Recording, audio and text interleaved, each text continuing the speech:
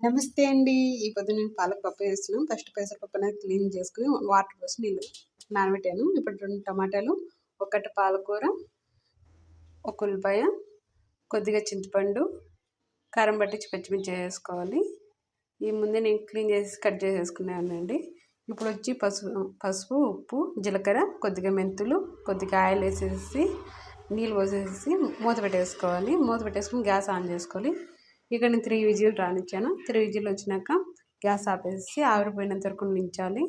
ఆవిరిపోయాక మూత వేసేసి పప్పు గుత్తి తీసుకొని బాగా రుద్దేసేయాలి. పప్పు గుత్తితో బాగా రుద్దేసినాక తర్వాత అనేది పెట్టేసుకోవాలి. ఇక్కడ తర్వాతకి వచ్చి ఫస్ట్ గ్యాస్ వెలిగించి పెనం పెట్టేసుకొని దాంట్లో ఆయిల్ వేసేసి తర్వాత గింజలు వేసేసి తెల్లగడ్డ అనేది దంచేసేయాలి.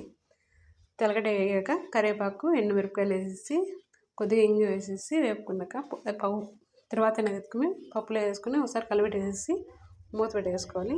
పప్పు మనకు తయారైపోయింది.